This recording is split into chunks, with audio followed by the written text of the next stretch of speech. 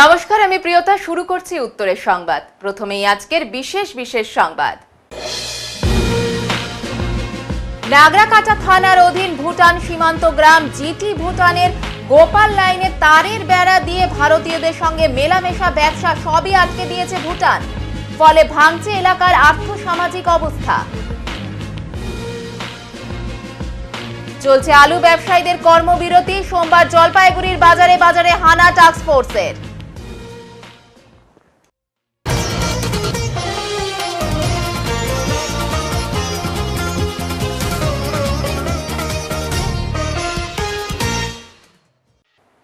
তারের বেড়া দিয়ে ভারতীয়দের সঙ্গে মেলামেশা এবং ব্যবসা সবই আটকে দিয়েছে ভুটান। ভাঙছে এলাকার আর্থসামাজিক স্বাস্থ্য। হঠাৎ করে বন্ধ ভুটানের সঙ্গে সৌহার্দ্যপূর্ণ ব্যবসা। উঁচু তারের বেড়ায় বাধা পেয়ে ভেঙে পড়ছে আদিবাসী অধ্যুষিত এলাকার আর্থসামাজিক স্বাস্থ্য।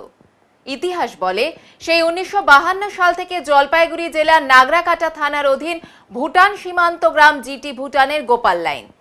এই স্থান দিয়ে চলছিল দুদেশের অতি সাধারণ নাগরিকদের মধ্যে সৌহার্দ্যপূর্ণ মেলামেশা থেকে নিত্য প্রয়োজনীয় সামগ্রীর কেনাবেচা। তবে করোনাকালে প্রথম বন্ধ হয় মেলামেশা থেকে ব্যবসা। স্থানীয় বাসিন্দা মোহাম্মদ ফিরোজের কথায়, আমরা ভেবেছিলাম পরে আবার ফিরে আসবে পূর্বের অবস্থা, কিন্তু না, উল্টে 2022 সালে ভুটান সরকার প্রথমে তাদের জমিতে থাকা ভুটানি নাগরিকদের অন্যত্র সরিয়ে নিয়ে যায় এবং দীর্ঘ সময় ধরে থাকা দুদেশের সীমান্তে বাসের ফটকটি তুলে দিয়ে ধীরে ধীরে 10 ফুট উচ্চতার তারের বেড়া এবং প্রাচীর তুলে দেয়। সেই থেকেই বন্ধ আমাদের সঙ্গে ভুটানের নাগরিকদের মেলামেশা থেকে ব্যবসা। যে কারণে আজকের তারিখ পর্যন্ত এই জিটি ভুটান সীমান্ত গ্রামের 20টি পরিবারের পাশাপাশি নাগরাকাটা ব্লকের জিটি এবং হোপ চা বাগান সহ প্রায় 7,000 মানুষের আর্থসামাজিক স্বাস্থ্য দুর্বল হয়ে পড়ছে প্রতিদিন। যদিও এই প্রসঙ্গে ভুটান এবং ভারত সরকারের উচ্চ পর্যায়ের প্রতিনিধিরা বেশ কয়েকবার সীমান্ত গ্রাম জিটি ভুটান গোপাল লাইন পরিদর্শন করে গিয়েছেন। ভুটান সরকারের কাছে আমরা এই গেট খুলে দেওয়ার এবং ব্যবসায়িক লেনদেন চালু করার যে আবেদন জানিয়েছিলাম সেটিও গ্রহণ করে জবাব দিয়েছে ভুটান সরকার। তবে আজও এই সীমান্ত গ্রাম জিটি ভুটান গোপাল লাইনে ফেরেনি পূর্বের অবস্থা। আমরা এই ব্যাপারে বিডিওকে স্মারকলিপি প্রদান করেছি। পাশাপাশি আমরা এটাও ভারত সরকারকে জানাচ্ছি, প্রয়োজনে আমরা বর্তমান অবস্থান থেকে 10 মিটার সরে এসে এই স্থানে ভারত সরকারের নিরাপত্তা, কাস্টমস সহ অন্যান্য পরিকাঠামো গড়ে তোলার ক্ষেত্রে সম্পূর্ণ সহযোগিতা করব।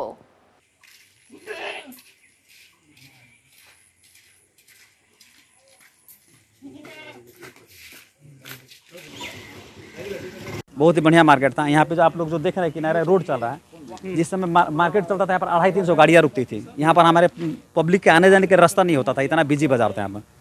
लेकिन जब कोविड शुरू हुआ उसके बाद से अभी तक ये 4 साल हो गया, यहाँ से पब्लिक मूवमेंट नहीं छोड़ा गया। हालांकि आप देख रहे हैं यहाँ पर इंटरनेशनल बॉर्डर गेट यहाँ पर बन के रेडी हो चुका है। पब्लिक मूवमेंट रिज्यूम नहीं हुआ बोल के हमारा व्यापार यहाँ पे नहीं चल रहा है। तो अगर यहाँ से हमारा यही डिमांड है गवर्नमेंट की तरफ से, इसके लिए हम लोग ये इंडियन एम्बेसी जो है ये कॉन्सुलेट जनरल फुंसलिंग में भी गए थे। जलपाईगुड़ी डीएम के पास भी 2 बार गए थे। फर्स्ट टाइम हम लोग ममता गोदारा बोस मैम थी उसमें गए थे, सेकंड टाइम बिमला मैम थी उनके पास भी गए। उसके बाद लोकल जो ऑफिस है, एसडीओ है, बीडीओ था। आपका इधर पे बिजली कौन किस तरफ से? बिजली हमारा भूटान गवर्नमेंट की तरफ से आता है। भूटान ये पावर कारपोरेशन लिमिटेड है। और बिल किसको देता है? बिल वहाँ से आते हैं, कलेक्ट करते हैं, बिल लेके चले जाते हैं। बिल लेके हाँ, फिजिकली आके विजिट करते हैं, रीडिंग करते हैं, आके बिल लेके जाते हैं यहाँ से। और पानी पानी जो है सामची डिस्ट्रिक्ट एडमिनिस्ट्रेशन ने हमको प्रोवाइड किया है। पानी आपने देखा ही है। सब भूटान से आते जी जी जी, रिलेशन यहाँ पर बहुत सुंदर है। लेकिन एक चीज़ क्या हो गया कि हम लोग का ये पब्लिक मूवमेंट यहाँ से नहीं छोड़ने के कारण हमारा व्यापार पूरी तरह से चौपट हो चुका है। इसीलिए भारत सरकार से हमारा ये हाथ जोड़कर निवेदन है कि हमारी समस्याओं को सुना जाए, क्योंकि हम लोग 1-1.5 साल से कंटिन्यूसली हम लोग दौड़ रहे हैं, लगातार दौड़ रहे हैं, लेकिन हमारे बात का कोई सुनाई नहीं हुआ। इसके लिए हमने हर जगह दौड़ा है। भूटान इंडियन एम्बेसी जो है फुंसलिंग थिम्पू में, उससे भी बात होता है। कॉन्सुलेट जनरल जो फुंसलिंग में है उनके पास भी गए थे, लेटर देके सब तरफ फॉरवर्ड किए। विदेश मंत्रालय में बात की हमने, में जो सारा पेपर डॉक्यूमेंट सारा मेल किए, लेकिन वहाँ से हम लोग को हाँ सपोर्ट नहीं मिल रहा है और कोई संतोषजनक जवाब हमें नहीं मिला, जिससे हमको ये लगा कि हमारा समस्या का समाधान होने वाला है। एक मेरा नाम सूरज गुप्ता है। कौन सा ग्राम है? ये जित्ती बॉर्डर बाजार बोला जाता है। जित्ती गोपाल लाइन, जित्ती टी गार्डन है ये। भूटान से तो समस्या ये है कि पहले यहाँ पर गेट हुआ करता था। आप देख रहे हैं ये पीछे में बहुत पुराना गेट है। तो पहले लोगों का आना जाना होता था, तो भूटान के लोग भी आते थे इधर में, इंडिया के लोग भी भूटान में जाते थे। तो यहाँ पर आप देख सकते हैं कि बहुत सारा दुकान अभी बंद पड़ा हुआ है, तो इससे रोज़गार होता था, हमारा भी रोज़गार चलता था, उनका भी चलता था, जो उनका जो नीड होता था उनका पूरा होता था। बगान के भी लोग हैं यहाँ पर बहुत सारे, जो कि जैसे कि बहुत कोई माइनिंग में काम करते थे, उससे भी उनका जीविका चलता था। बहुत सारे लोग हैं कि कोई घर और बना के जीते थे, अपना रोज़गार करते थे। मतलब दोनों पक्ष का भीतर एक बिजनेस का परिवेश था। हाँ, ये परिवेश था। ये कब से बंद हो गया? ये कोविड जब से स्टार्ट हुआ उस टाइम से ही ये बंद हो गया, और उसके बाद से कभी खुला नहीं। तब से कभी कोविड के टाइम क्या यह जो अभी हम देख रहे हैं फेंसिंग लगा हुआ है, घिरना लगा हुआ है, ये सब था? ये पहले नहीं था, पहले बिल्कुल ये फ्री था। अच्छा, हाँ, पहले ओपन था और यहाँ पर आदमी लोग आना जाना करता था। पहले कुछ भी ऐसा नहीं था यहाँ पर। ये 2022 में ये स्टार्ट हुआ फेंसिंग, और ये 1 साल में कंप्लीट कर लिया है लोग। इस पार में भूटान का कोई तैनात है या उन लोग सेंट्री वगैरह ऐसा? हाँ जी, ये आप पीछे देख सकते हैं, ये जो कैंप बना हुआ है, अच्छा, इसमें ये भूटान का आर्मी है, पुलिस है, अच्छा, और अभी जैसे हमारे इंडिया में सिविक पुलिस है, हाँ। वैसे इनके वहाँ डेसुक बोलते हैं, अच्छा। वो भी है, अपना ड्यूटी करते हैं। पीछे में CCTV कैमरा भी लगा हुआ है सब। तो ये जो आपका जो व्यापार था ये बंद होने के कारण जो ये भारत के इधर जो हमारे GT बगान वगैरह है, कि इंडिया और भूटान के बीच में अब कुछ जो गाइडलाइंस है उनको लेके इन लोगों ने अपना फॉलो किया। तो इसके विषय में हम लोगों ने बहुत कोशिश किया, भूटान को भी हम लोगों ने लेटर वेटर दिया, गए भी, मीटिंग भी किए, हमारे DM मैडम के पास भी गए थे। कौन कौन जिला के DM? हमारे जलपाईगुड़ी जिला की जलपाईगुड़ी जी। तो आज के डेट में परिस्थिति क्या है, इसके बारे में आप लोग कहाँ कहाँ पहुँचे हैं? हम लोग बहुत जगह पहुंच गए हैं। यहाँ पर मंत्री जी भी आए हुए थे, जॉन बरला जी, MLA भी आए हुए थे, हमारे लोकल ब्लॉक प्रेसिडेंट उस टाइम में थे संजय कुजूर जी, वो भी आए हुए थे। फिर ये जिला परिषद गणेश उरांव जी भी आए हुए थे। आप लोग को अभी जो एकदम आज का डेट में आपका डिमांड क्या है, पूरा डिमांड? हमारा डिमांड तो क्या है, जो हम लोग का जो संबंध है, इंडिया भूटान का संबंध भी बना रहे बढ़िया, और यहाँ से आना जाना हो जाए, ताकि दोनों तरफ से रोज़गार खुल जाए लोगों का, व्यापार भी हो सके बढ़िया से। यही है, अच्छा जो रिलेशन भी अच्छा बना रहा है। यहाँ पर अगर कोई मेडिकल फैसिलिटी के दरकार होता है तो कहाँ से मिलता है आपको? स्वास्थ्य के बारे में मेडिकल का फैसिलिटी यहाँ पर नहीं है। यहाँ से हमको 17-18 किलोमीटर सोलखापड़ा ही जाना पड़ता है। बगान है, बगान का हॉस्पिटल है यहाँ पर, लेकिन यहाँ पर उतना सुविधा प्राप्त नहीं है। जहाँ पर अभी आप खड़ा है, ये जगह का नाम क्या है? ये हमारा जीती गोपाल लाइन है। गोपाल लाइन जी। कौन सा थाना में पड़ता है? ये नागराकाटा थाना पड़ता है, जिला जलपाईगुड़ी जी। आपके नाम? हमारा नाम मोहम्मद फिरोज। শিক্ষক দিবস উদযাপন কমিটির তরফ থেকে দুস্থ মেধাবী ছাত্রী সুস্মিতা চন্দকে মিষ্টি মুখ করিয়ে উত্তরীয় পরিয়ে আর্থিক কিছু অনুদান দিয়ে সাহায্য করলো এই কমিটি। আজকের এই সংবর্ধনা প্রদান অনুষ্ঠানে উপস্থিত ছিলেন শিক্ষক দিবস উদযাপন কমিটির সভানেত্রী আলপনা নাগ সরকার, উপদেষ্টা পার্থ বন্দ্যোপাধ্যায়, সম্পাদক গণেশ ঘোষ, সহ সম্পাদক তপন গুহরায়, মুনমুন ভৌমিক, প্রদীপ দত্ত, আশিস সরকার, সত্যব্রত চক্রবর্তী, বসন্ত মল্লিক, লকেট রায়, স্বপন দাস, সফল সরকার, বিদ্যুৎ দাস, অরিজিৎ দাস সহ প্রমুখ। এর আগেও সুস্মিতাকে সাহায্য করার জন্য অনেক সংগঠন এগিয়ে এসেছিল। এরাও আজ তাকে সংবর্ধনা ও আর্থিক সাহায্য প্রদান করলো। শিক্ষক দিবস উদযাপন কমিটির পক্ষ থেকে সভানেত্রী আলপনা নাগ সরকার, সম্পাদক গণেশ ঘোষ সহ স্বপন দাস এবং অন্যান্য সকলেই যারা শিক্ষক দিবস উদযাপন কমিটির সাথে সবসময় আমাদের পাশে আছেন। তো আমরা এটাই ওকে বার্তা দিতে এসেছি যে ওর শিক্ষার জন্য আমরা ওর পাশে আছি, যতটুকু দরকার হবে সেটুকু আমরা সময় সময়ে ওর পাশে থেকে ওকে সহযোগিতা করব। প্রফিট এন্ড ফান্ড দুর্নীতির অভিযোগ, আয়কর দপ্তরকে দিয়ে তদন্তের দাবি আদিবাসী সমাজকর্মীর। সহজ ভাষায় PF, চা বাগানের শ্রমিক শ্রেণীর কাছে এই পয়সা জীবনের বেশিরভাগ অংশটি রোদে পুড়ে জলে ভিজে উপার্জন করা অর্থের একটি বড় অংশ। অথচ দীর্ঘ সময় ধরে জলপাইগুড়ি জেলার বিভিন্ন চা বাগানের শ্রমিক সংগঠনের পক্ষ থেকে উঠে আসছে এই PF ফান্ডের বিরুদ্ধে নানান অব্যবস্থা সহ দুর্নীতির অভিযোগ। সোমবার এমনই অভিযোগ নিয়ে জেলা শাসকের দপ্তরে পুনরায় হাজির হয়েছিলেন হলদিবাড়ি চা বাগানের আদিবাসী সমাজকর্মী বনসাল ওরাও। নিজের তোলা অভিযোগ প্রসঙ্গে এই সমাজকর্মী বলেন, হলদিবাড়ি চা বাগানের শ্রমিকদের থেকে প্রতি মাসে কেটে নেওয়া হয় প্রভিডেন্ট ফান্ডের টাকা, তবে সেটি কেন্দ্রীয় সরকারের সংশ্লিষ্ট দপ্তরে কি জমা পড়ছে? আমার অন্যতম দাবি, ইনকাম ট্যাক্স দপ্তরের তদন্ত করে দেখুক শ্রমিকদের মজুরি থেকে কেটে নেওয়া টাকা কার পকেটে যাচ্ছে। আমি এই বিষয়ে তথ্য জানার অধিকার আইনে ইতিমধ্যেই হাইকোর্টের দ্বারস্থ হয়েছি। আজ জেলা শাসকের কাছে পুনরায় তদন্তের জন্য আবেদন জানাতে এসেছি। बंसल उरांव। हाँ? बंसल उरांव। कहाँ से आए हैं और ये भेज क्यों क्या? मैं हल्दीबाड़ी चाय बागान से आया हूँ। मैं अपना चाय बागान का मजदूर सब वो सबका 2023 से पीएफ जमा नहीं हो रहा है, बल्कि पीएफ पेमेंट से कटा जा रहा है। अभी तक मालिक और मैनेजर पीएफ जमा नहीं कर रहा है। इस पीएफ जमा नहीं होने के कारण मजदूरों को जब रिटायरमेंट होने के बाद पीएफ मिलने में दिक्कत हो? हाँ, दिक्कत परेशानी होगी। कितना मजदूर है? हम लोग का बागान में मैक्सिमम 2900 है। तो ये भेज क्यों आप बैग लेकर फ्लैग लेकर क्यों? ये बेच लेके आने का मतलब ये है, इससे मैं सरकार को ये मैसेज देना चाहता हूँ कि हम लोग गरीब मजदूर जो कि सबसे कम पेमेंट लेके काम कर रहे हैं बागान में। मैं तो एक सोशल वर्कर हूँ, मेरा वाइफ बागान में 8 घंटा काम कर रही है, लेकिन काम करने के बावजूद उसका कम पेमेंट मिल रहा है, ऊपर से उसका पीएफ कटा जा रहा है, वो भी जमा नहीं हो रहा है। तो ये कहाँ कहाँ जाएंगे? और इससे मैं अभी इससे मैं ये बेज लगा के मैं डीएम ऑफिस जाऊंगा, पैदल डीएम ऑफिस से पीएफ कमिश्नर ऑफिस जाऊंगा, उसके बाद मैं सुपरिटेंडेंट पुलिस के पास भी जाऊंगा। क्या बोलेंगे? बोलूँगा कि मैं तो 18 तारीख को मैं लेटर दे चुका हूँ इंक्वायरी के लिए, लेकिन अभी 24 घंटा हो गया, अभी तक इंक्वायरी नहीं हुआ है। ठीक, थैंक यू। आपका नाम? बंसल उरांव, पिता का नाम घुरान उरांव, हल्दीबाड़ी।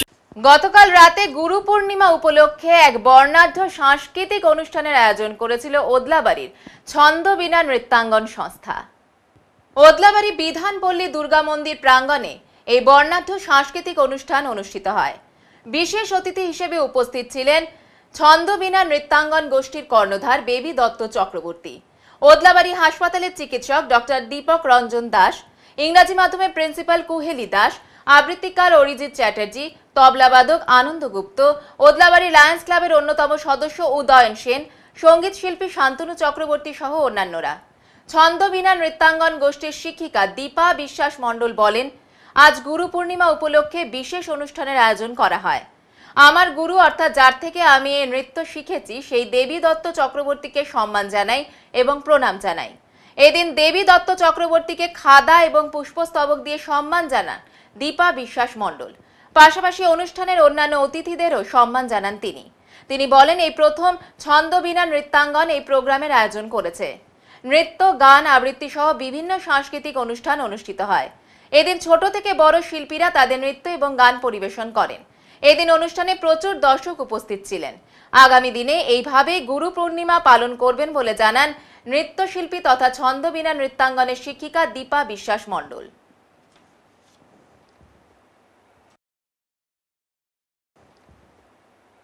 আনাজের পর ফুল কিনতে গিয়েও এবার পকেট ফাঁকা হচ্ছে সাধারণের।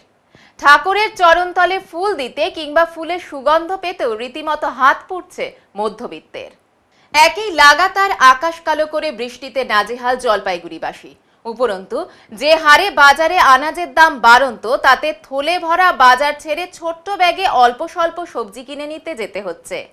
এদিকে পুজোর ফুল কিনতেও পকেট গড়ের মাঠ হওয়ার জোগাড়। বৃষ্টি উপেক্ষা করে কদমতলায় এক ফুলের দোকানে নিত্য পুজোর ফুল কিনতে এসেছিলেন শহরের বাসিন্দা রবীন্দ্র জানা। বাড়িতে পুজোর জন্য কমলা গাঁদা ফুলের প্রয়োজন তার, কিন্তু দোকানির কাছে একটা চেনের দাম শুনেই তার চক্ষু চড়ক গাছ। কিছুদিন আগেও যেখানে একটি গাঁদার চেনের দাম ছিল 10 থেকে 15 টাকা, খুব বেশি হলে 20 টাকা, বর্তমানে তা বেড়ে দাঁড়িয়েছে 35 থেকে 40 টাকায়। কিন্তু দেবতাকে তো অর্পণ করতেই হবে, তাই 35 টাকা দিয়ে একটি গাঁদার চেন কিনে বাড়ির উদ্দেশ্যে রওনা হলেন তিনি।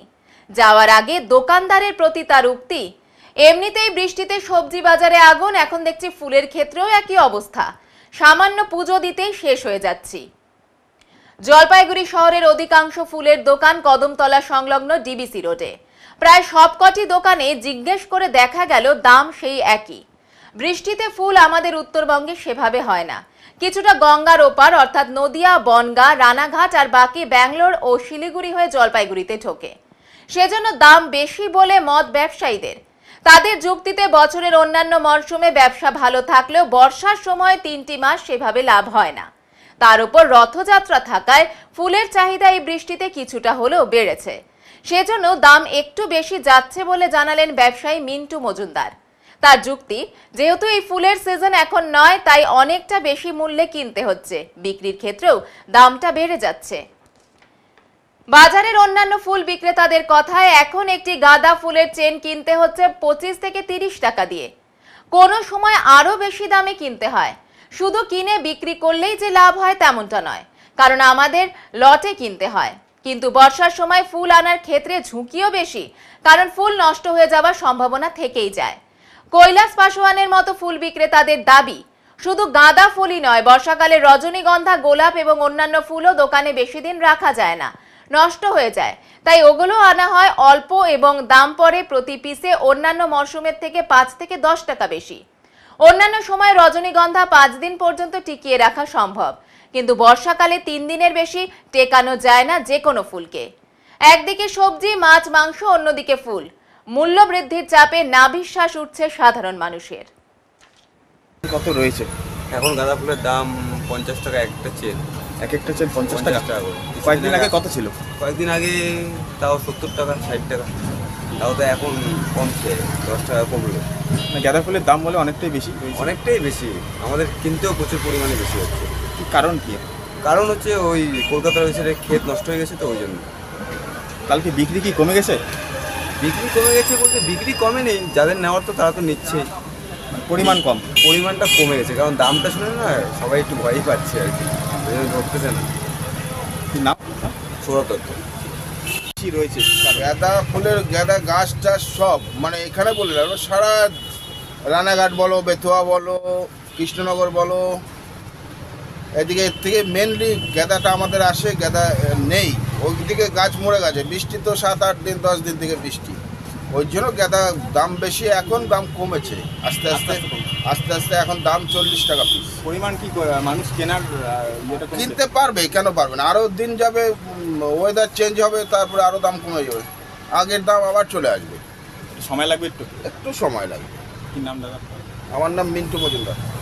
বিভিন্ন দাবিতে সাফাই কর্মীদের বিক্ষোভ জলপাইগুড়ি আরএমসি অফিসের সামনে। প্রতিবাদে কর্মবিরতি ঘোষণা কর্মীদের।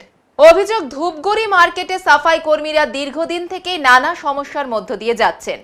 পরিশ্রম বেশি হলেও বেতন একেবারেই কম। সেই বেতনও নিয়মিত দেওয়া হচ্ছে না বলে অভিযোগ। রাজ্য সরকারের নিয়ম অনুযায়ী বেতন হওয়ার কথা থাকলেও তা হচ্ছে না বলেই দাবি। মেডিকেল সুবিধাও অপ্রতুল বলে অভিযোগ। এ সকল বিভিন্ন দাবি নিয়ে আজ জলপাইগুড়ি সদর বিডিও অফিস ক্যাম্পাসের আরএমসি অফিসের সামনে বেশ কিছুক্ষণ বিক্ষোভ দেখান north Bengal Basphor and Harijan welfare অর্গানাইজেশনের সদস্যরা। সংগঠনের তরফে গৌতম বাসফোর বলেন, মোট 5টি দাবিতে কর্মবিরতি শুরু হলো। যতদিন না পর্যন্ত ঊর্ধ্বতন কর্তৃপক্ষ এই দাবি মেনে নেবেন, ততদিন পর্যন্ত ধূপগুড়ি মার্কেটের সাফাই কাজ বন্ধ থাকবে। আজ একটি দাবিপত্র কর্তৃপক্ষকে তুলে দেওয়া হয়েছে বলে তিনি জানান। আমাদের সঙ্গে যারা উপস্থিত রয়েছেন প্রত্যেকে ধূপগুড়ি সাফাই কর্মী, ধূপগুড়ি মার্কেটে সাফাইয়ের কাজ করে আসছেন দীর্ঘ 23 বছর 24 বছর যাবৎ। ইনাদের বেতন খুবই সামান্য, অল্প টাকায় বেশি কাজ করানো হচ্ছে এবং প্রতি মাসের বেতনটা প্রতি মাসে প্রদান করা হচ্ছে না। রাজ্য সরকারের যা জিও রয়েছে, জিও অনুসারে ইনাদের বেতন হওয়ার কথা সেটাও হচ্ছে না। ইনাদের পিএফ স্লিপ প্রদান করার কথা প্রদান করা হচ্ছে না। ইনাদের মেডিকেল সুবিধা, অর্থাৎ যদি কারো পা হাত কেটে যায়, 3 দিন যদি অসুস্থ হয়, তার কোনো সুবিধা তারা পাচ্ছেন না। ইনাদের যা উজ্জ্বলময় ভবিষ্যৎ তৈরি করার কথা মার্কেটের 23-24 বছর যাবৎ যারা সেক্রেটারি আসছেন গেছেন তাদের করার কথা, কিন্তু আজ পর্যন্ত আমরা লিখিতভাবে আবেদন করে আসছি, মৌখিকভাবে অনুরোধের সঙ্গেও বলে আসছি। আমি এক দায়িত্ব নিয়ে বলছি, আমি নিজেও 5 বার এই কার্যালয়ে এসে বলে গেছি, কিন্তু সেক্রেটারি সাহেবকে, এখানকার যে সেক্রেটারি সাহেবরা ছিলেন তাদেরকে বলে গেছি, কিন্তু আজও ইনাদের কোনো রকম উজ্জ্বল ভবিষ্যৎ তৈরি হয়নি। আমরা তাই বাধ্য হয়ে আজ থেকে ধূপগুড়ি মার্কেটের কাজ বন্ধ রেখে এই ভাইদের সহযোগিতা করার জন্য আমরা এখানে উপস্থিত হয়েছি। North Bengal Basphor and Harijan welfare organisation. আপনারা কাজটা কি? আমাদের কাজ হচ্ছে ওই মার্কেটের যে সাফাইয়ের কাজ, নোংরা পরিষ্কার করা, আবর্জনা ফেলা, গরু ছাগল মরা, কুকুর মরা, বিড়াল মরা, যারা মরে থাকে তাদেরকে ডেড বডিগুলোকে ক্লিয়ার করা এবং মার্কেটটাকে সুগন্ধ পরিপূর্ণ রাখা, যাতে মার্কেটে যারা লোক আসেন তারা ভালো সুস্থভাবে যাতে মার্কেট করে যেতে পারেন, সে সাফাইয়ের কাজটা আমরা করে থাকি। কি একটা মার্কেটের মানে কাজই আপনারা করেন নাকি বিভিন্ন? না, জলপাইগুড়ি জেলায় আরএমসি অফিসে যে কার্যালয়গুলি রয়েছে প্রত্যেক জায়গায় আমাদের সাফাই কর্মীরা আছেন।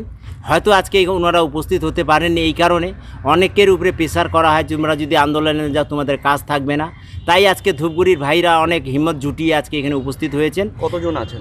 ধূপগুড়ি মার্কেটের 5 জন ভাই এখানে উপস্থিত রয়েছেন, যারা 5 জনই ওখানে কাজ করেন। ওনারাদের সহযোগিতা করার জন্যই আমাদের নর্থ বেঙ্গল থেকে আমাদের প্রেসিডেন্ট সেক্রেটারির উপস্থিতিতেই আমরা এই আন্দোলনটা চালিয়ে যাচ্ছি। কর্মবিরতি আজকে থেকে শুরু, সেটা যতদিন না ঊর্ধ্বতন কর্তৃপক্ষ এনাদের যে 5টি দাবি রয়েছে মেনে নেওয়া নেয় ততদিন পর্যন্ত সেখানকার মার্কেটের কাজ অর্থাৎ সাফাইয়ের কাজ বন্ধ রেখে কর্মবিরতি চলবে। আপনার নাম পরিচয়? আমার নাম হচ্ছে গৌতম বাসপর, আমি দিনহাটাতে। এবার নিয়ে নিচ্ছি ছোট্ট একটি বিরতি, সঙ্গে থাকুন, ফিরে আসছি একটু পরে। সব সময় সব দিকের সব খবর পেতে সাবস্ক্রাইব করুন, বেল আইকনটি প্রেস করে আপডেট থাকুন।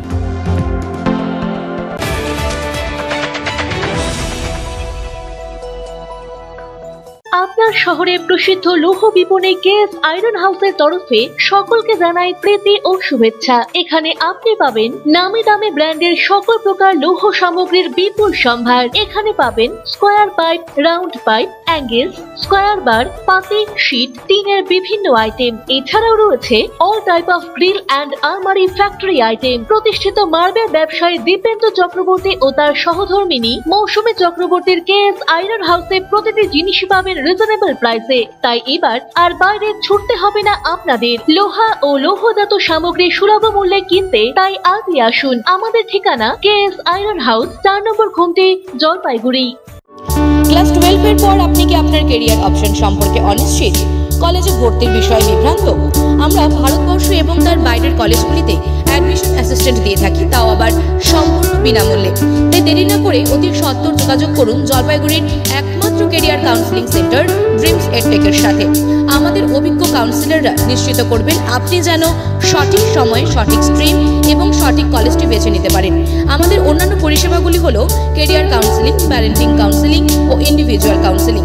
তাই আপনার সফলতার পথকে সুগম করে তুলুন আমাদের হাত ধরে।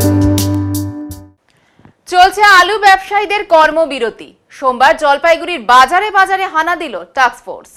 দাম কিছুতেই কমছে না আলু পেঁয়াজের। এর জন্য পুলিশ বাহিনী নিয়ে আচমকা আলুর হোলসেল বাজারে অভিযান চালালেন Jalpaiguri DSP DEB in charge Rudranarayan Shaw. পাইকারি ব্যবসায়ীদের সমস্ত স্টক খতিয়ে দেখলেন তিনি।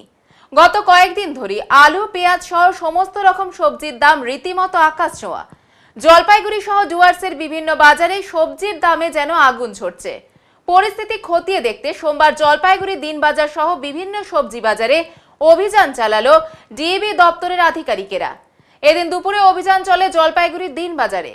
ক্রেতাদের কাছ থেকে কিছুতেই সবজির দাম বেশি নেওয়া যাবে না বলে সতর্ক করা হয় ব্যবসায়ীদের। অভিযানে ছিলেন ডিএসপি ডিএবি রুদ্রনারায়ণ সাউ।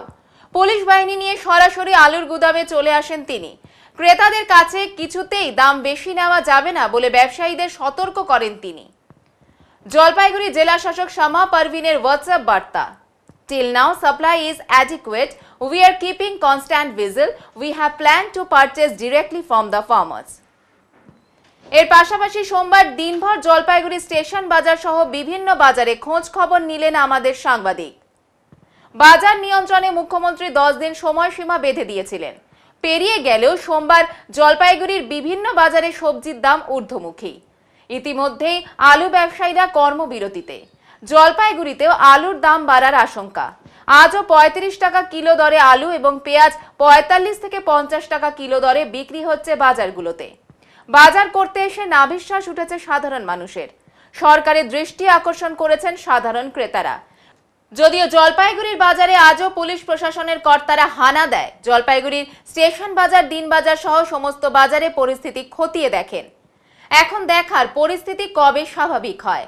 ক্রেতারা নাগালের মধ্যে কত দিনে বাজার হাট করতে পারেন। সবজি বাজারে আগুন লেগেছে। হ্যাঁ, আগুন লেগেছে। কোথায়? সবজির বাজারে দাম বেশি। দাম কি কমছে না? না, দাম কোথায় কমছে? হ্যাঁ 50 টাকা দাও, 50 টাকা দাও। না দাম বেশি বলতে মানে দাম তো আমি কিছু বলতে পারবো না, আমি এসব কিছু জানি না, আমি এসব বলতে পারি না। দাম কি মানে বেশি মনে হচ্ছে? দাম তো বেশি, সব রকমের সবজিতে দাম বেশি। 50 টাকা। হ্যাঁ পুরোটাই কমেনি? এই কয়েকদিনে মুখ্যমন্ত্রী বলেছিল কমানোর জন্য। মুখ্যমন্ত্রী তো বলে দেয়, মুখ্যমন্ত্রী বলে তো সাফ। হ্যাঁ কমছেটা আবার কোথায়? কি মনে হয় এটা নিয়ন্ত্রণে আসা উচিত? ওটা কমা উচিত, কমানো উচিত, কি মনে হয়? কমানো উচিত। এত দাম দিয়ে মানুষ কেউ খেতে পারবে? বাজারটা কি হয়ে আছে? বাজারের অবস্থা কি আছে? আমি এত গুছিয়ে বলতে জানি না, আপনার নাম? আমি এত বলতে পারবো না গুছিয়ে। নাম কি? তোমার পরিস্থিতিতে একদিকে মুরগির স্ট্রাইক ছিল, আবার আলু একটা ধর্মঘটের দিকে যেতে চলেছে, কর্মবিরতি চলছে রাজ্যব্যাপী। সেখানে আলুর দাম বাজারে আজকে কত টাকা কিলো বেচছেন আপনারা? আমরা আজকে আলু বেচলাম 30 টাকা, 35 টাকা, 25 টাকা। 35 টাকা করে? 25 টাকা ভুটানটা বেচছিলাম। বললাম যে দাদা এই যে আলু, এটা না লোকালটা না, বাইরেরটা। যাই হোক আলুর দাম মানে মোটামুটি 30 টাকার রেঞ্জে চলছে। হ্যাঁ 30 টাকা বিক্রি হচ্ছে। এই দাম কি অবস্থা? আর যদি এই যে আলু ব্যবসায়ীরা যেভাবে কর্মবিরতি করছে, যদি স্ট্রাইকের পথে যায়, হ্যাঁ সেক্ষেত্রে আলু দাম কি হতে পারে? আপনারা কিভাবে মোকাবেলা করবেন? দাম যদি বাজারে অনুপাতে দেখতে হবে, যেরকম আমরা পাবো সেরকম আমাদের বেচতে হয়। কি মনে হয় আপনাদের সেক্ষেত্রে কি মনে হতে পারে? দাম হয়তো একটু 2-4 দিন বাজার বন্ধ থাকতে আমদানি কম হবে, চাহিদা একটু বাজারে বেশি দেখা যাবে, কিন্তু আবার মাল আসলে আবার যেটা বাজার সেটাই চলবে। সমস্যা কিছু কাস্টমারদের হইতে পারে, আমাদের দোকানদার একটু প্রবলেম হতে পারে মালপত্র ঠিক মতো না পাইলে। এইটাই। আমার নাম রামপ্রসাদ দাস, স্টেশন বাজার, জলপাইগুড়ি স্টেশন বাজার, রামপ্রসাদ দাস। আমাদের কোনো অসুবিধা নেই। আপনারা রেট চার্টও ব্যবহার করছেন এখন? কি বলবো মূলত কি কি জিনিসের উপরে ওনারা মানে আলু পেঁয়াজের রেটটাই ওনারা জিজ্ঞেস করতে যাচ্ছে। কারা এসছে? আমাদের পুলিশ অফিসার, টাস্ক ফোর্সের পুলিশ অফিসাররা এসছে। কি মনে হয় বাজারে ধীরে ধীরে কি আপনাদের কি মনে হচ্ছে? আপনাদের ব্যবসায়ী, আপনাদের তো মানে আলু ব্যবসায়ীদের ধর্মঘট চলতেছে। আলু হ্যাঁ এখন স্টোর থেকে তো আলু বাইরে হচ্ছে না, পরে কি হয় না হয় এটা বলা মুশকিল, দেখি কি হয়। আপনাদের সমস্ত রাজ্য ব্যাপার পাশাপাশি আপনাদের জলপাইগুড়ি সব জায়গায় এটা হবে। এতে মনে হচ্ছে এটা ক্রাইসিস হতে পারে। যারা মানে ট্রেডিং ব্যবসাটা করে, স্টোরের সঙ্গে ব্যবসাটা করে, হ্যাঁ তারা তো মোটামুটি শুনতেছি যা বন্ধ। আমরা তো যারা রেডি করে তাদের কাছ থেকে কিনি, তাদের কাছ থেকে নিয়ে এসে আমাদের এখানটা বিক্রি।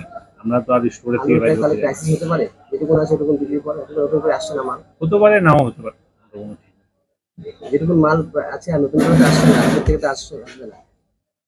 দেখা যাক কি হয়। মাল কি আসবে মনে হচ্ছে যে আপনাদের যতটুকু আছে ততটুকু করে মাল কি আজকে কোন স্টক থেকে বেরিয়েছে হিমঘর থেকে? কালকে তো রবিবার ছিল, রবিবারে তো বাইর হয় না আলু। সোমবারে এখন যেটা বাইর হবে সোমবারে দেখা যাবে, সোমবারে বাইর হয় কি বিকেলবেলা পরে, বিকালবেলা পরে যাবে। মোটামুটি একটা ক্রাইসিসের একটা মানে যদি এরকম ধর্মঘট যদি হয় তাহলে তো ক্রাইসিস হবেই, স্বাভাবিক। আর ওটা খুললে ওই 2-1 দিনের জন্য কি কারণে জানেন ধর্মঘটটা কেন? তা বলতে পারবো না, ওটা যারা স্টোরে আপনাকে যাইতে হবে, যারা স্টোরে ব্যবসা করে তারা বলতে পারবে, ওটা আমি ঠিক বলতে পারবো। আপনার নামটা কি বলেন? আমার নাম সুনীল সাহা। হ্যাঁ সুনীল সাহা। দিনবাজার আলু ব্যবসায়ী? আমি ব্যবসায়ী না, আমি এখানটার ব্যবসায়ী, যার দোকানের কর্মচারী। দীর্ঘদিন ধরে দেখছি পাচ্ছি। দেখুন, ডিস্ট্রিক্ট পুলিশের এনফোর্স ব্রাঞ্চের তরফ থেকে এবং ডিস্ট্রিক্ট টাস্ক ফোর্স যেটা আছে তার পার্ট হিসেবে আমরা রেগুলারই ভিজিট করি। আজকেও তার এটা একটা অংশ বিশেষ, যেটা এর আগে আমরা ইমপ্লিমেন্ট করতে চাইছি। এদেরকে সবাইকে বলবো যে রেট চার্টগুলো প্রপারলি ডিসপ্লে করতে এবং যে অ্যাকাউন্ট আছে সেটাকে ট্রান্সপারেন্ট করতে। তো সেটাই আমরা রিভিউ করছি এবং বাজার রেটটাও আমরা দেখছি ট্যালি করে যে সেটার সঙ্গে এটা ম্যাচ করছে কিনা। তো যেটা দেখা গেল যে সাদা আলু খুচরোতে 30 টাকার মধ্যেই বিক্রি হচ্ছে এবং পেঁয়াজটা মোটামুটি 45 টাকার মধ্যে আছে। কি মনে হচ্ছে বাজারটা একটু নিয়ন্ত্রণে? চলছে মোটামুটি। আমরা দেখতে পাচ্ছি যে মানে জিনিসটা যেটা আমরা ইমপ্লিমেন্ট করতে চাইছি আস্তে আস্তে ব্যবসায়ী সমিতি এখানে যারা আছে তাদের কোঅপারেশনে এরা সবাই ডিসপ্লে করছে, দেখতেই পাচ্ছেন মার্কেট রেটকে মোটামুটি একটা। আলুর ধর্মঘট চলছে, সেখানে আলু কি ক্রাইসিস হতে পারে? আপনারা তো বাজারে এসছে, আলু একটা রাজ্যব্যাপী ধর্মঘট ব্যবসায়ীরা দেখেছে। সেটা যথারীতি আমাদের যারা ঊর্ধ্বতন কর্তৃপক্ষ আছে এই ব্যাপারে তারা এই ব্যাপারে নজর রাখছে, রাখছে। ঠিক আছে, হিমঘরগুলোতে আলু বের হচ্ছে না, হিমঘরগুলোতে কি মনে হয় সেখান থেকে? নিশ্চয়ই সেটার ব্যাপারে আমাদের অন্য মেকানিজম আছে, সেটা প্রপার ফোরামে আমরা আলোচনা করি। ভোরের আলোয় তিস্তায় তলিয়ে যাওয়া যুবকের খোঁজে তল্লাশি জারি। তিস্তা নদীতে বন্ধুদের সাথে স্নান করতে এসে তলিয়ে গেল এক বন্ধু। রবিবার সন্ধ্যায় ঘটনাটি ঘটেছে রাজগঞ্জ ব্লকের গজলডোবা সংলগ্ন নিপানিয়া গ্রাম এলাকায়। তিস্তার জলে তলিয়ে যাওয়া যুবকের নাম রাজু রায়, বয়স 18 বছর। তার বাড়ি রাজগঞ্জ ব্লকের শিকারপুর গ্রাম পঞ্চায়েতের প্রধান পাড়া এলাকায়। পরিবার সূত্রে জানা গিয়েছে রবিবার দুপুরে 3 বন্ধু মিলে স্কুটি করে গজলডোবা সংলগ্ন নিপানিয়া গ্রাম এলাকায় ঘুরতে আসেন। বিকেলে 3 বন্ধু তিস্তার জলে স্নান করতে নামেন। তখন তাদের মধ্যে রাজ রায় তিস্তার জলে তলিয়ে যায়। বাকি 2 জন বন্ধু চিৎকার শুনে স্থানীয়রা ছুটে আসেন। খবর পেয়ে ঘটনাস্থলে আসেন পরিবার ও ভোরের আলো থানার পুলিশ। পুলিশ গতকাল রাতে সেই যুবকের খোঁজ শুরু করে। সোমবার সকাল থেকে পুনরায় জলে তলিয়ে যাওয়া যুবকের খোঁজ চালাচ্ছে পুলিশ। এটা কালকে ওই আমাদের পাড়ারই ছেলে আর কি, বাচ্চা ক্লাস 12-এ পড়ে আর কি। ওই সকালবেলা ওরা বেলাকা প্রাইভেটে যায়, প্রাইভেট থেকে আসার পরে বাড়িতে যখন 12টা-1টা দিকে বাড়িতে পৌঁছায়, ওখান থেকে ওরা স্নান করার উদ্দেশ্যে বাইরে হয় বাড়ি থেকে আর কি। ওরা যে এদিকে আসবে কেউ ধারণা করতে পারেনি, ওরা বলছে অন্য জায়গায় সুইং যাইতে পারে আর কি। ওইখানটা এসে মোটামুটি 2:30-3 তারিখে ঘটনা, 3 জনের স্নান করার মাঠে তিস্তার জলে নামার পরে তো ওখানটায় মোটামুটি ও বলতেছে আমার একটু জলে পোষাবে না, আমি একটু গভীর জলে যাব। তখন গভীর জলে যাওয়ার পরে আমাদের ওখানে ছেলেগুলা ওদের যাইস না, যাওয়াটা ঠিক হবে না, জলটা বেশি আসে, ওরা আমার একটু পোষায় না। ওই যাওয়ার পরে ওখানটায় ওই কিছুক্ষণ পরে ও তো সাঁতার জানতো না, ওই তো ওখান থেকেও জলে তলায় চলে গেছে আর কি। তখন আর ওকে ধরতে পারেনি। 3 জনে কেউই সাঁতার জানে না? 3 জনের মধ্যে ওই একটু জানে আর কি, মনে হয় তাও জানি না, কিন্তু একটা অল্প জানে, একজন জানেই না। যেটা হচ্ছে রাস রায়। কোথায় বাড়ি? প্রধানপাড়া মান্তাদারি। 3 বন্ধু মিলিয়ে এসেছিলেন? 3 বন্ধু মিলিয়ে এখানটায় আসলো স্নান করার জন্য। খোঁজাখুঁজি কেমন? কালকে থেকে খুঁজাখুঁজি চলতেছে, আজকে মানে কিছু লোক এখানটায় নামবো ওই টায়ার টিউব দিয়ে, দেখলো কিছুক্ষণ মধ্যে। ওইখান থেকে অনেকখানি 1 কিলোমিটার 1.5 কিলোমিটার গেল, খুঁজে পায়নি এখনো আজ পর্যন্ত। এখন প্রশাসনের বিভাগ থেকে ওরা বললো যে আমরা রায়গঞ্জ থেকে ডুবরিকে কল করছি, ওরা কতক্ষণ এখানে পৌঁছায় প্রশাসনের ব্যাপার। এই জায়গাটার কি নাম আছে? এটা তো নিপানিয়া বলা হয়, সরস্বতীপুর। আপনার নাম? আমার নাম ভূপেন্দ্রনাথ রায়। তৃণমূল কংগ্রেসের 21শে জুলাইয়ের শহীদ সমাবেশে যোগদান করতে গিয়ে নিখোঁজ হলেন মালবাজার মহকুমার এক প্রবীণ। তৃণমূলের 21শে জুলাইয়ের শহীদ সমাবেশে যোগদান করতে গিয়ে নিখোঁজ হলেন মাল ব্লকের ওদলাবাড়ি গ্রাম পঞ্চায়েতের এক প্রবীণ। রবিবার বিকেল 4টের পর ধর্মতলা বাসস্ট্যান্ড এলাকা থেকে নিখোঁজ হয়েছেন রফিকুল ইসলাম, বয়স 70 নামের ওই ব্যক্তি। দক্ষিণ ওদলাবাড়ি শান্তি কলোনি এলাকার বাসিন্দা তিনি। জানা গিয়েছে যে অন্য আরো অনেকের মতো তিনিও 21শে জুলাইয়ের সমাবেশে যোগ দিতে তৃণমূলের তরফে ভাড়া করা বাতানুকূল বাসে চেপে 19 তারিখ ওদলাবাড়ি থেকে কলকাতা গিয়েছিলেন। মোবাইল ফোন ব্যবহার করেন না তিনি। বিষয়টি নিয়ে চিন্তিত পরিবারের সদস্যরা। রফিকুল ইসলামের ছোট ছেলে সালমান খান বলেন, বাবার জন্য সবাই চিন্তিত। 19 তারিখ ওদলাবাড়ি থেকে বাসে করে কলকাতায় যান তিনি। এদিকে হঠাৎ করে এমন খবরে বিভ্রান্ত রফিকুল ইসলামের পরিবার। ছেলের দাবি, জীবনে প্রথমবার কলকাতায় গিয়েছিলেন বাবা। 21 তারিখ বিকেল থেকে বাবাকে আর খুঁজে পাওয়া যাচ্ছে না বলে কলকাতা থেকে টেলিফোনে জানায় সমাবেশে যাওয়া আমাদের গ্রামের লোকজন। স্বামীর চিন্তায় 2 চোখের পাতা এক করতে পারছেন না স্ত্রী তানজিমা খাতুন। সারাক্ষণ কেঁদেই চলেছেন তিনি। ওনার বক্তব্য, এই বয়সে কলকাতার মতো জায়গায় কোথায় যাবেন স্বামী। প্রশাসনের কাছে অনুরোধ, দ্রুত স্বামীকে খুঁজে বাড়িতে দিয়ে যাওয়া হোক। ওদলাবাড়ি গ্রাম পঞ্চায়েতের উপপ্রধান তাজিরুল হক কলকাতা থেকে ফোনে বলেন, নিখোঁজ রফিকুল ইসলাম আমার গ্রাম সংসদের বাসিন্দা। রবিবার বিকেলে সমাবেশের প্রায় শেষ লগ্নে প্রচন্ড বৃষ্টির মাঝে ধর্মতলার বাস স্ট্যান্ডে আমরা সবাই অপেক্ষা করছিলাম, উনিও সেখানেই ছিলেন। হঠাৎ করে কোথায় যে তিনি চলে গেলেন বুঝতে পারছি না। অনেক খোঁজাখুঁজি করেও কোনো সন্ধান না পেয়ে অবশেষে সোমবার সকালে কলকাতার ময়দান থানায় যোগাযোগ করেছি। নিখোঁজ রফিকুল ইসলামের ছবি সহ যাবতীয় তথ্য ময়দান থানার পুলিশের হাতে তুলে দেওয়া হয়েছে। নিখোঁজ ব্যক্তির খোঁজ খবর করার জন্য উপপ্রধান তাজরুল হক, গ্রাম পঞ্চায়েত সদস্য মোহাম্মদ আলাউদ্দিন সহ আরো 3 জন কলকাতায় থেকে গিয়েছেন। ঘটনায় চিন্তিত তৃণমূলের জলপাইগুড়ি জেলা কমিটির সাধারণ সম্পাদক তমাল ঘোষ, ওদলাবাড়ি অঞ্চল কমিটির সভাপতি সুকান্ত চৌধুরী প্রমুখ।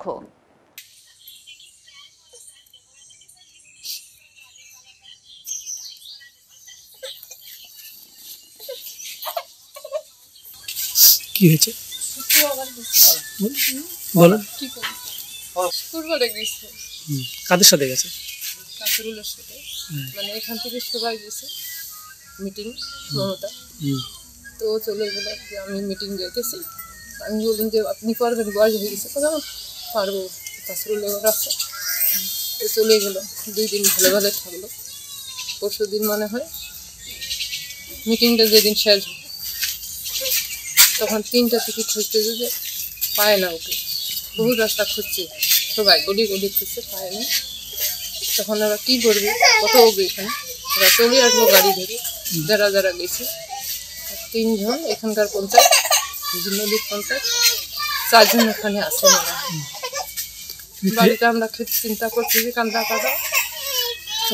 কত বয়স হবে তা? 75 বছর। এখনো তো খোঁজ পাওয়া যায়নি। না, চিন্তায় আছে না বাড়ির লোকজন? একটু কান্না করতেছে, আমি আমার ছেলে চিন্তা করতেছি। আপনার নাম? তঞ্জিনা খাতুন। কি হয়েছে বলো তো?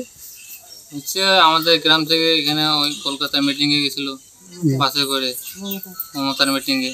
তো মমতার মিটিংয়ে যাওয়ার পরে মোটামুটি 1 দিন থাকার পরে পরশু দিন মোটামুটি 3টের দিকে ফোন আসে যে তোমার বাবাকে এখান থেকে পাওয়া যায় না। আমরা পুরো খোঁজাখুঁজি করতেছি, পাওয়া যাচ্ছে না। তো বাস তো এখান থেকে চলে আসে, ওইখানে 3 জন ওরা ওখানে আসছে, থানায় অভিযোগ করছে, খুঁজতেছে ওরা। আবার আজকে সকালেও ফোন আসছিল যে এখনো পাইনি আমরা। চিন্তায় আছেন তোমরা? আমরা তো চিন্তায় আছি, বাড়ির সবাই চিন্তায় আছে। বয়স কিরকম হবে? বয়স মোটামুটি 75 বছর। বয়স্ক মানুষ আসতে পারবে কিনা ওটা আমাদের চিন্তা। আমরা যে চাই যে মানে ব্যবস্থা করে আনা হোক। তোমার নাম? আমার নাম সালমান খান। কে হয় তোমার? বাবা। ফেন্সিং দেওয়া লোহার নেটে আটকে থাকা একটি দাঁড়া সাপ উদ্ধার করলেন পরিবেশ প্রেমীরা। জলপাইগুড়ি রানীনগর হাই স্কুলের পাশের একটি বাড়ি থেকে সাপটি উদ্ধার করা হয় আজ সন্ধ্যায়। জানা গিয়েছে দীর্ঘক্ষণ নেটে আটকে থাকার কারণে সাপটির গায়ে ক্ষতস্থান তৈরি হয়, ক্রমশ ইনফেকশন হতে থাকে সেখান থেকে। মাছিও ডিম পাড়তে শুরু করেছিল ক্ষতস্থানে। দীর্ঘক্ষণ প্রচেষ্টার পর নেট কেটে পরিবেশ প্রেমীরা বিপজ্জনকভাবে আটকে থাকা সাপটিকে বের করতে সক্ষম হন। সাপের ক্ষতস্থানটিকে জল দিয়ে ধুয়ে দেওয়া হয়েছে।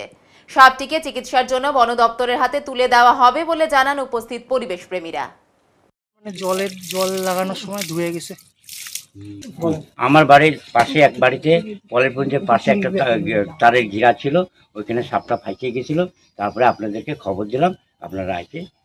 এটা কোন জায়গা? এটা রানীনগর হাই স্কুলের পাশে। আপনার নামটা? আমার নাম নারায়ণ মদক। উজ্জ্বল রায়। আমি স্পোর নামক যে সংগঠনটি আছে সেখানকার দীর্ঘদিনের সদস্য। তো আজকে বিকেলবেলায় আমরা একটা ফোন পাই যে রানীনগর অঞ্চলে একটি দাঁড়া সাপ জালে ফেসে আছে। এই সময়টা আর কি এই ঘটনাগুলো ঘটে, সাপের গতিবিধি বাড়ে এবং ক্ষেতের আশেপাশে ফেন্সিং পারপাসে যে জাল ইউজ করা হয় সেই জালগুলোতে সাপ ফেসে যায়। তো আমরা এসে দেখতে পাই দাঁড়া সাপটা একটা লোহার জালে খুব বাজেভাবে ফেসেছিল এবং বহুক্ষণ ফেসে থাকার জন্য মাছি ওর গায়ে ডিম পেড়ে চলে যায়। আমরা সাথে করে প্লায়ার্স নিয়ে এসেছিলাম, প্লায়ার্স দিয়ে জাল কাটি। জাল কাটার পর প্রাথমিকভাবে জলের সাহায্যে ওই ক্ষতস্থানগুলো পরিষ্কার করে দিই এবং সাপটিকে আমরা এখন ফার্দার ট্রিটমেন্টের জন্য ফরেস্ট ডিপার্টমেন্টের কাছে হ্যান্ড ওভার করবো। আমাকে আজকের এই গোটা প্রক্রিয়াতে সহযোগিতা করেছেন আমাদেরই আরেক সদস্য অর্কপ্রভু মজুমদার। Thank you. সেবক পাহাড়ে ধস নেমে সোমবার সকালে ডুয়ার্স শিলিগুড়ি যোগাযোগ ব্যবস্থা একেবারেই বিচ্ছিন্ন হয়ে গেল, যার ফলে প্রায় 1 ঘন্টা দাঁড়িয়ে রইল সমস্ত গাড়ি।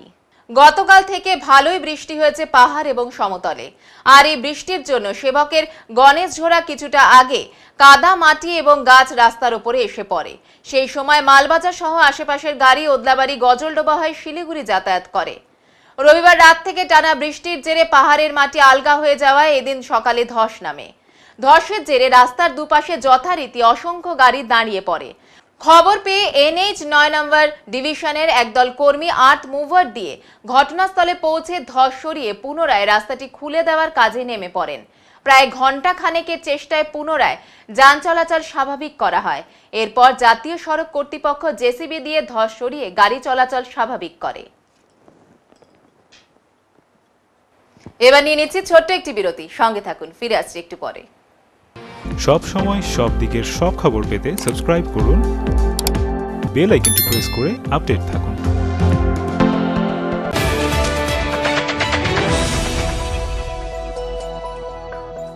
প্রিয় শহরবাসী, জলপাইগুড়িতে খুলে গিয়েছে ঝুলান্সের মতো প্ল্যাটফর্ম, যেখানে একই সাথে ছেলে মেয়ের স্কিন হেয়ার চেক করার পর বেসিক টু প্রিমিয়াম সার্ভিস প্রোভাইডের সাথে বিউটিশিয়ান এবং ব্রাইডাল মাস্টার ক্লাসের ট্রেনিংও করানো হয়। এছাড়াও মেম্বারশিপের সুবিধা আছে। ঝুলান্সে মোল এবং ট্যান রিমুভাল ট্রিটমেন্ট এবং ইয়ারলোব রিপেয়ার ট্রিটমেন্টও করা হয়। তাই আর দেরি কেন, নিজেকে সুন্দর করে তুলতে আজই আসুন ঝুলান্স মেকওভার, জলপাইগুড়ি উকিলপাড়া মোড়, নারায়ণ কমপ্লেক্স, ডমিনোজের ওপর তলায়। যোগাযোগের নাম্বার 7908472017।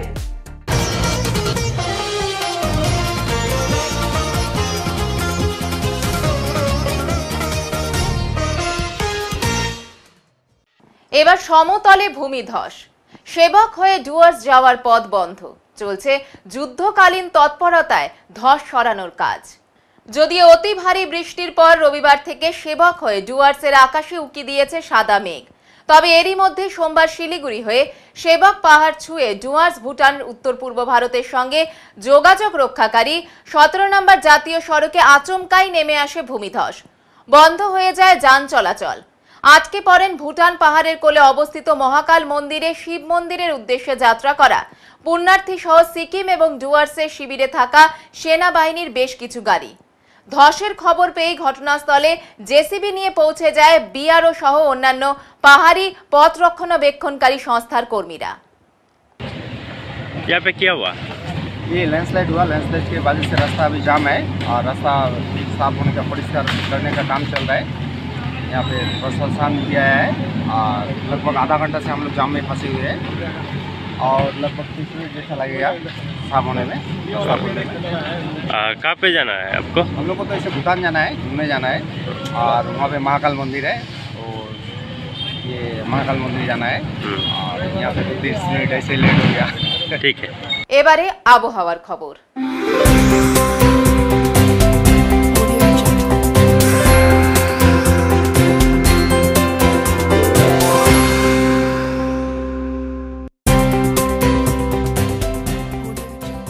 কেন্দ্রীয় আবহাওয়া দপ্তরের জলপাইগুড়ি কেন্দ্র থেকে পাওয়া তথ্য অনুযায়ী সোমবার দিনে সর্বোচ্চ তাপমাত্রা ছিল 33.3 ডিগ্রি সেলসিয়াস ও সর্বনিম্ন তাপমাত্রা ছিল 26.5 ডিগ্রি সেলসিয়াস। গত 24 ঘন্টায় বৃষ্টির পরিমাণ ছিল 5.2 মিলিমিটার। শেষ করবার আগে আজকের বিশেষ সংবাদ আরো একবার। নাগরাকাটা থানার অধীন ভুটান সীমান্ত গ্রাম জিটি ভুটানের গোপাল লাইনে তারের বেড়া দিয়ে ভারতীয়দের সঙ্গে মেলামেশা ব্যবসা সবই আটকে দিয়েছে ভুটান। ফলে ভাঙছে এলাকার আর্থসামাজিক অবস্থা। চলছে আলু ব্যবসায়ীদের কর্মবিরতি। সোমবার জলপাইগুড়ির বাজারে বাজারে হানা টাস্ক ফোর্সের। উত্তরের মন পরিবেশিত উত্তরের সংবাদ এখনকার মতো এই পর্যন্তই। নমস্কার।